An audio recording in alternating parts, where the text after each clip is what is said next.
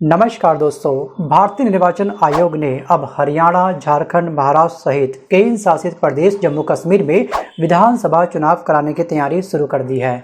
हर राज्यों में इसकी लहर बहुत बुरी तरीके से दौड़ चुकी है। हर नेता अपने अपने अकॉर्डिंग आम जनता को रेवड़ी बांटने के वादे अब करने का दौर अब स्टार्ट कर चुका है दोस्तों। लेकिन भाजपा के लिए जो हरियाणा है वो सबसे बड़ी चुनौती बना हुआ है।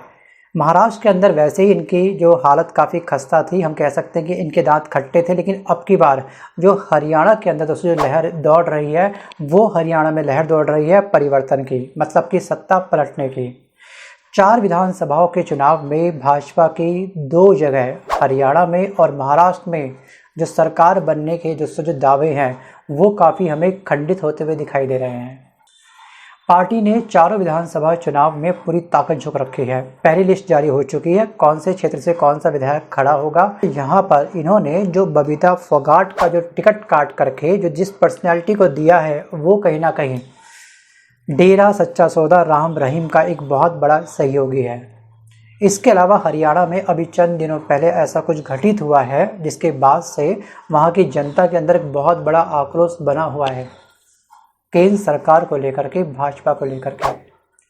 और हरियाणा में पार्टी की कोशिश सत्ता विरोधी माहौल से निपटते हुए सबसे बड़े दल के रूप में उभरने की है, ताकि लगातार तीसरी बार सत्ता हासिल की जा सके। अभी वर्तमान समय के अंदर दोस्तों भाजपा की सरकार वहाँ पे बनी हुई है, लेकिन हरियाणा के अंदर जिस तरह से जातिवाद का जहर घोला जा रहा है, same as it is UP की तरह, जिस तरह से दोस्तों खिलाड़ियों का अपमान हो रहा है केंद्र सरकार के द्वारा। और यहाँ पे आपको पता होगा कि हरियाणा के अंदर जो बजट का हिस्सा दिया गया बिल्कुल ना के बराबर दिया गया। लेकिन हरियाणा एक ऐसा राज्य है जहाँ से सबसे अधिक प्लेयर का क्या होता है, ओरिजिन होता है, जन्म होता है। और इस बड़े अचीवमेंट को कहीं ना कहीं केंद्र सरकार ने नज़रअंदाज किया, इसलिए वहाँ के लोग खफा हैं।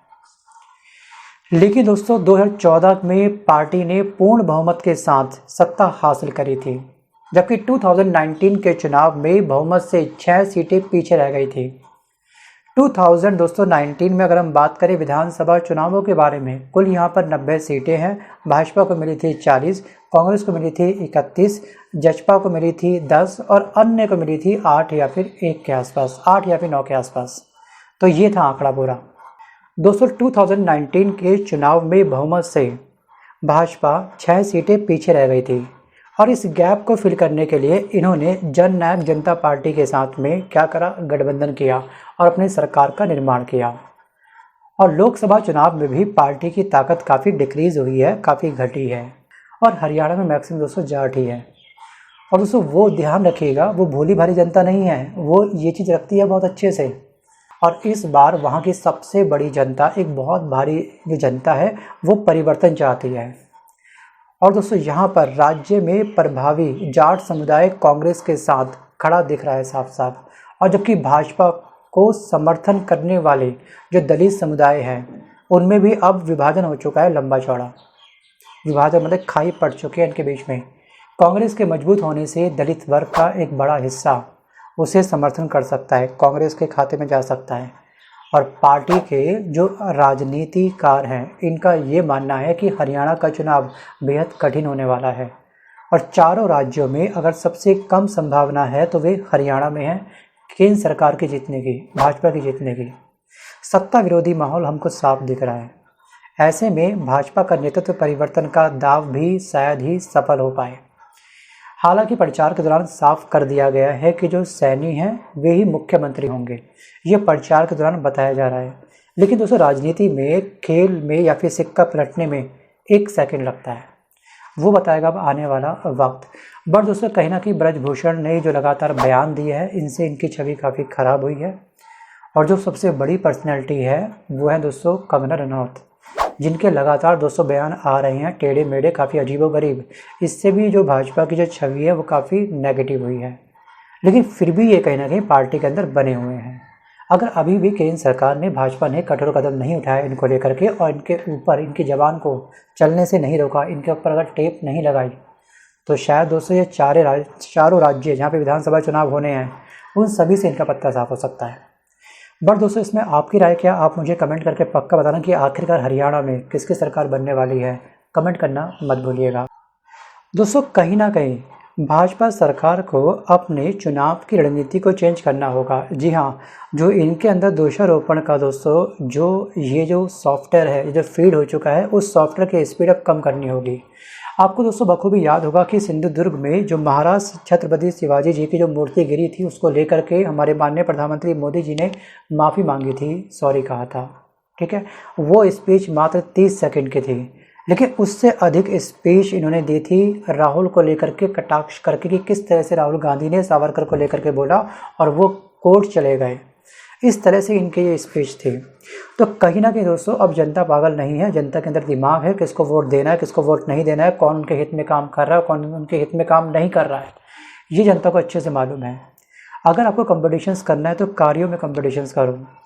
आपको याद होगा कि स्वर्गीय अटल बिहारी वाजपेयी जी ने एक बात बोली थी कि विपक्ष जितना मजबूत होगा, ठीक है, राजनीति करने में उतना मज़ा आएगा। जी हाँ, हमको विपक्ष से भी बहुत कुछ सीखने को मिलता है, और राजनीति करने में मज़ा का अर्थ ये है कि इससे हम कहीं ना कुछ नया सीखेंगे और अपने देशवासियों का विकास करेंगे। लेकिन यहाँ पर हम कहीं ना कहीं जाति के आधार पर, धर्म के आधार पर, या फिर मतलब कि वो फेंकते रह गए पत्थर, हमने हटा दिए 370, अब की बार 400 पार, जो राम को लेके आए थे हम उनको लेके आएंगे। ये जो हमारा एजेंडा है, ये कहीं ना कहीं कुछ हद तक ही ठीक है। अगर आप सोचोगे इसके बलबूते पर ही हम बिल्कुल हर जगह छा जाएंगे, तो अब दोस्तों जो कहानी है, जो वक्त है, वो काफ़ी परिवर्तित हो चुका है, समझना होगा। पीएम मोदी अब 14 सितंबर को, मतलब कि 14 सितंबर को कुरुक्षेत्र में रैली की शुरुआत करेंगे। पिछले चुनावों तक पीएम मोदी रैलियों की शुरुआत 19 सीटों वाली जो अहिरवाल जो बेल्ट है वहाँ से करते आए हैं।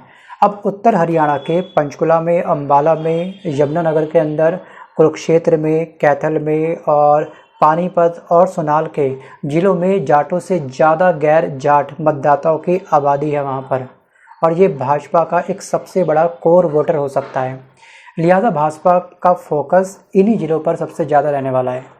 और वहीं पर अगर हम बात करें राहुल गांधी का क्या पैतरा होने वाला है, दोस्तों इनका सबसे बड़ा कदम होगा जो स्टार्ट होगा, राहुल गांधी 20 या 22 सितंबर को हरियाणा जा सकते हैं, इस तरह के कयास लगाए जा रहे हैं। रैली ये हरियाणा में पक्का करेंगे, ये तो तय है, हम सबको पता है, लेकिन किस डेट में करेंगे, 22 को करेंगे या फिर 20 को करेंगे, वो बताएगा आने वाला अब वक्त। दोस्तों इसके बाद प्रियंका गांधी की रैलियों की तैयारी होंगी, वो भी इस स्थान पर जाएंगी। और कांग्रेस मीडिया प्रमुख जो चांदवीर हुड्डा है, इन्होंने ये बताया है कि भूपेंद्र हुड्डा और उनके बेटे दीपेंद्र हुड्डा स्टार प्रचारक बनेंगे और वे सभी विधानसभा सीटों को कवर करने वाले हैं। दोनों ही एक दिन में 3 से 4 विधानसभा सीटों में रैलियाँ करने की योजना बना रहे हैं, मतलब कि बैक टू बैक क्या होंगी, रैलियाँ होंगी। और कांग्रेस अपनी रैलियों की जो शुरुआत है वो जिंद से कर सकती है। विनेश फोगाट जिंद जिले के जुलाना से ही चुनाव लड़ रही हैं और सबसे पहले इनके एरिया को ही प्रमोट करा जाएगा। जिंद जिला जाट बहुल है, ध्यान रखिएगा, यहाँ पे जाटों की संख्या सबसे अधिक है और राज्य की राजनीति का केंद्र बिंदु भी ये रहा है स्थान। बट दोस्तों अब यहाँ पर आज के इस वीडियो को मैं यहीं पर समाप्त करता हूँ, देता हूँ पूर्ण विराम और मिलता हूँ जल्द एक नए वीडियो के साथ। तब तक अब सोच करके, विचार करके मुझे कमेंट जरूर करिए कि आने वाले समय में इस स्थान पर बीजेपी आएगी तो बीजेपी आखिरकार गठबंधन के साथ आएगी या फिर ये इंडिविजुअल इस बार विजय प्राप्त करेगी, या फिर आपको भी यहाँ पर परिवर्तन चाहिए। आप मुझे कमेंट करके पक्का बताइएगा। धन्यवाद।